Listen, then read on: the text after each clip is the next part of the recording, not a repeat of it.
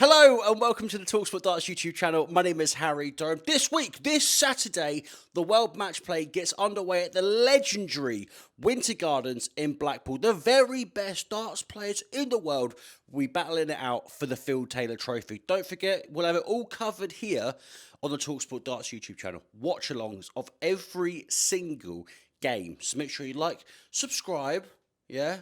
Keep up to date with everything that's going on. We've got previews. We've got the lot right here on the talkSPORT Darts YouTube channel. But before we go up to the action in Blackpool, Scott Shaggy Williams has teamed up with environmental charity Keep Britain Tidy. Scott has been out in his hometown of Spalding, Lincolnshire, very nice part of the world, may I say so myself, cleaning up cigarette butts. Spalding has almost 3 times more cigarette butt litter per metre than the national average. I'm pleased to say that joining me now is 2024 World Championship semi-finalist and cigarette butt picker-upper, Scott Shaggy Williams. Yes, that's me. Guten Tag. All right, Shaggy, how we doing, son? Yeah, not too bad, mate. Thank you. Yeah? Well, let's get straight into it then. Yeah, let's go. Keep Britain Tidy. How did this all come about then? Yeah, it's just a campaign they're doing to try and keep the cigarette butt litter down as much as possible, trying to get some knowledge over to participating smokers. Yeah, it's just sort of something they got on top of.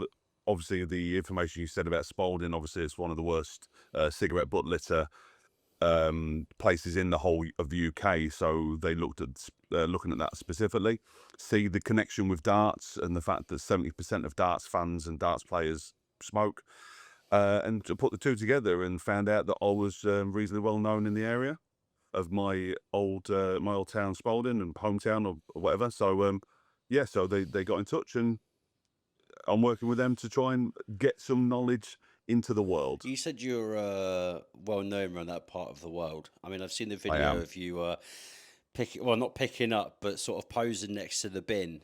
Did you get noticed by anyone? You said obviously you're a legend in those parts, but I am a legend. Yeah. Well, I didn't say legend. You said legend. Yeah, I'm putting words into your mouth. Yeah. Yes. So many people down that very empty street was just couldn't stop but want photos, signatures. I had to push them away in the end.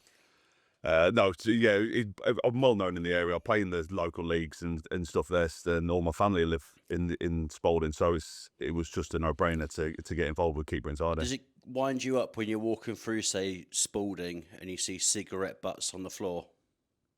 Not just Spalding, everywhere. As a non-smoker, I see it a bit more than what a regular smoker would. To them, it's just it's just a quick flick of a cigarette when it's finished.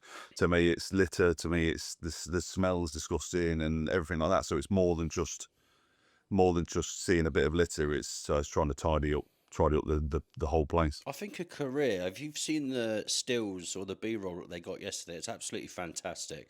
And I sent it to our good friend Lucy Mack at Target Darts. I think, alongside darts, I think bin modelling could actually be. Thank you. A good career, I actually thought exactly the same. Yeah, it was that or voiceover work.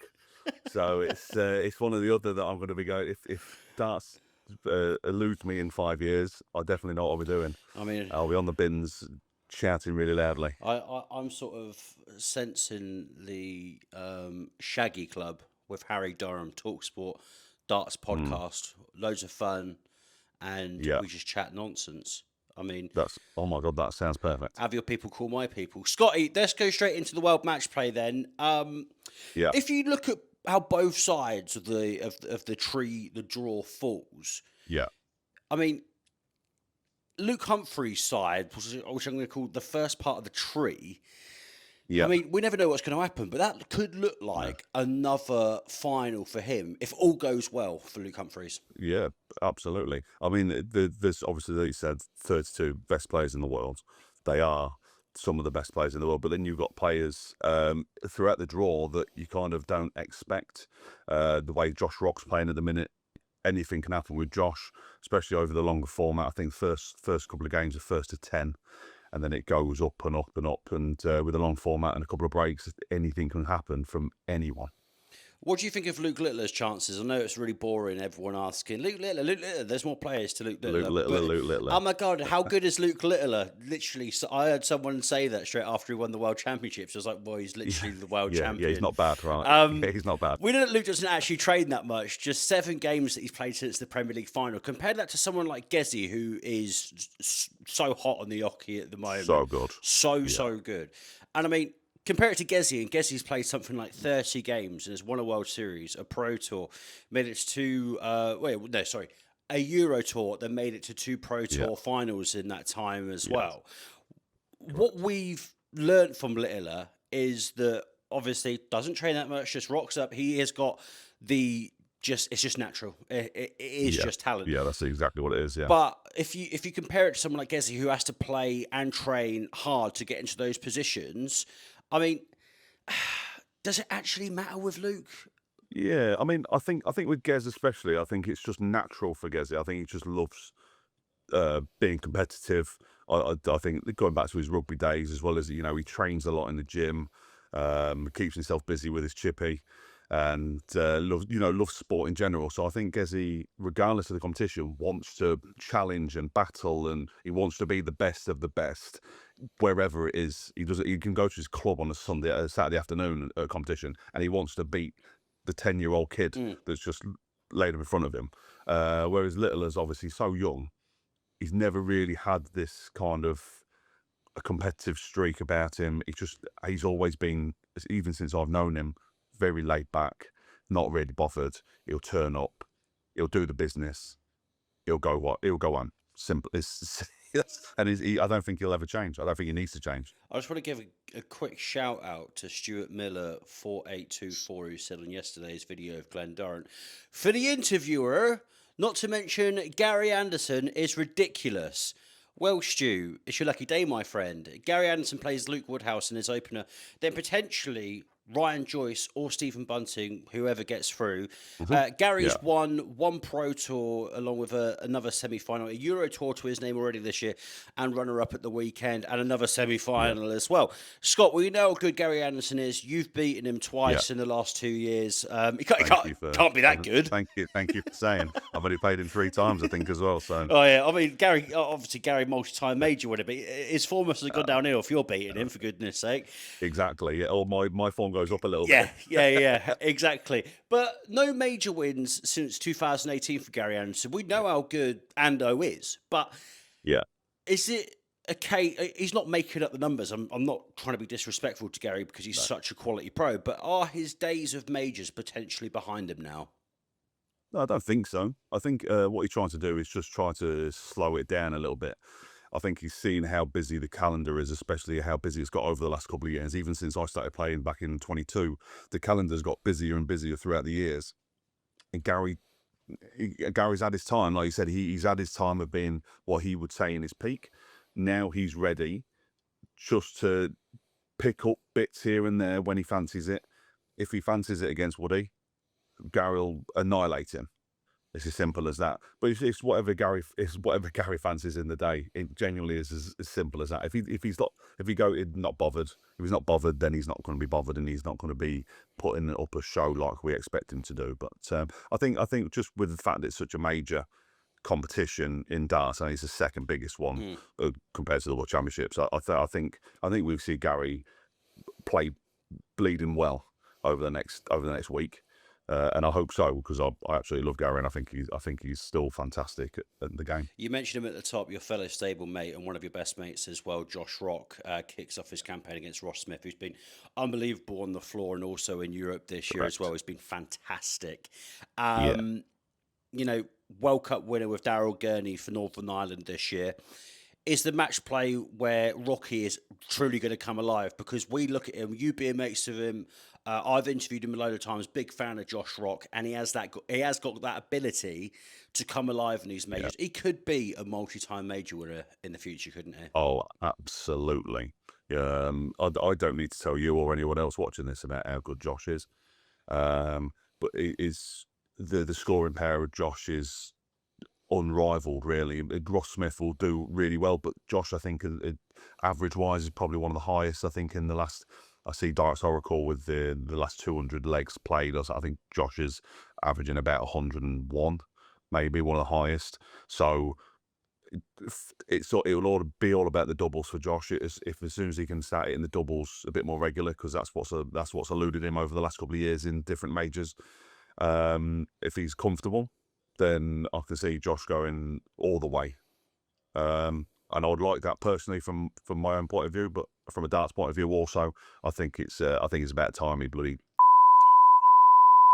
did something. Do you reckon you'd still be able to get hold of him as soon as he wins that major? Do you reckon he'd just be like, do you know what, Shaggy?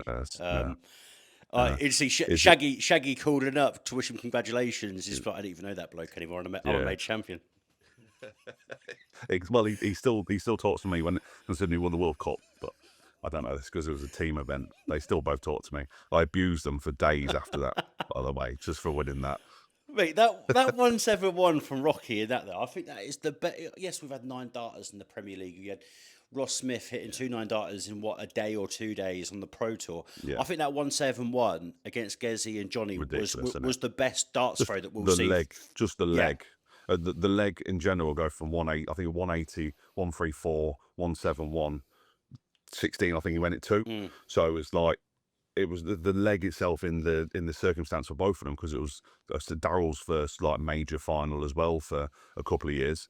So it was great. It was good to see them both win it. Actually, good to see them both. Josh has got that bit of Gezi about him though. Josh is so quiet.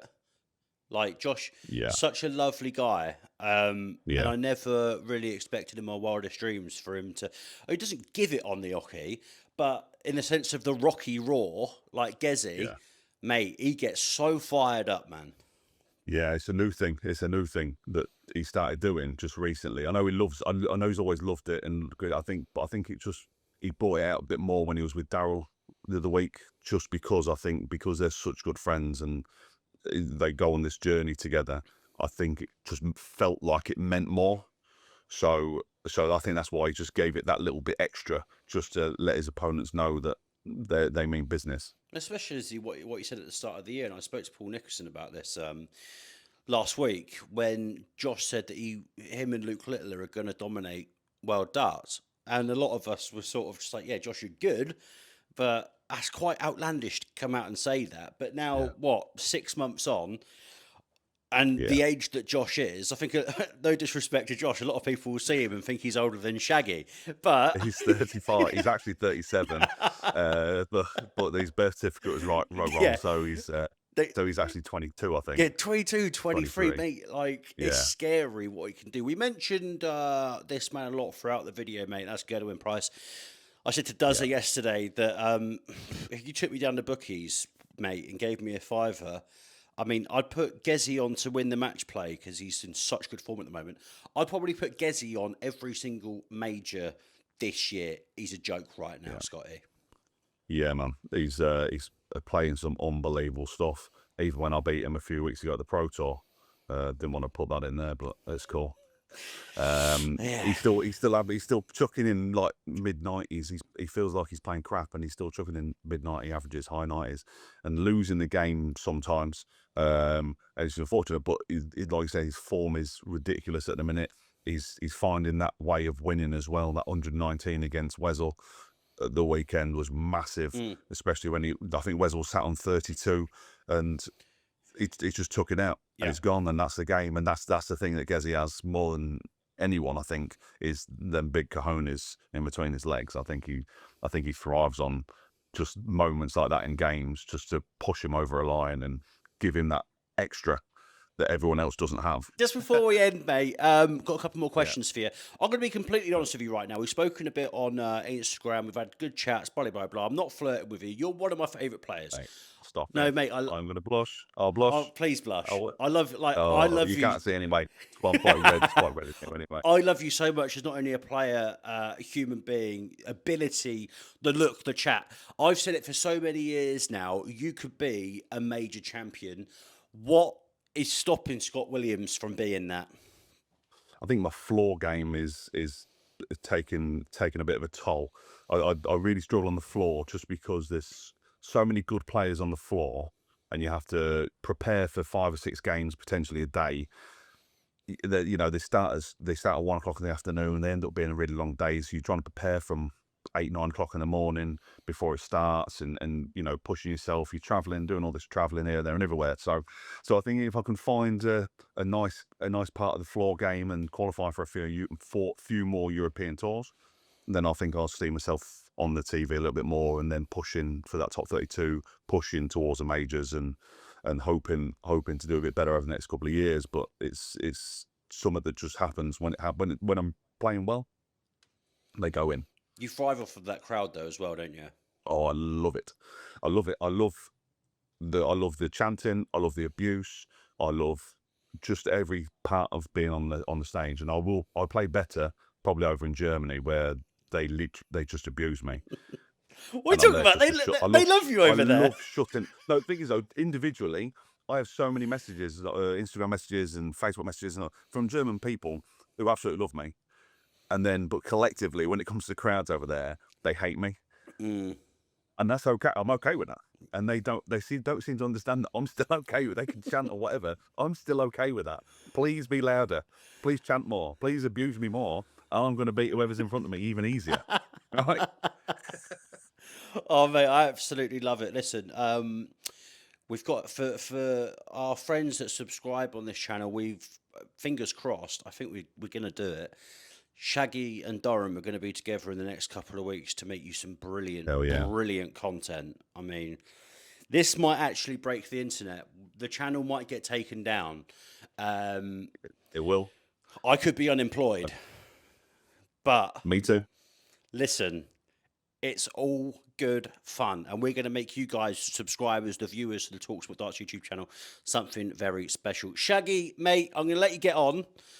H, thank you very much. Get back onto that practice board, baby, and I'll see you soon. That's literally where I am, buddy. Wait, that's literally where I am. Can you not see mine behind me? What a lovely setup that is. Beautiful, isn't it? I asked you for some coaching. Red though. I asked you, sorry. Yeah. I asked you for some I didn't reply, did I? No, mate, do you know what the most disrespectful is? But disrespectful thing is, I'm not looking to be a beg or anything like that. We've spoken quite a lot, like I already mentioned on socials, and even got the decency to follow me back. Am I not? That is like... Oh, I'm on it. I will be on it. I'm so sorry. Right. I don't like social media as much as I look like I like social media. I hate social media. So I try and do my best. I've got so many friends and so many colleagues that I don't follow that follow me back, apparently. I'm so sorry. I will do it today. Let's just cut this interview now. I'm disgusted. Scotty! All right. See ya. Bye. See ya. Bye. Love you.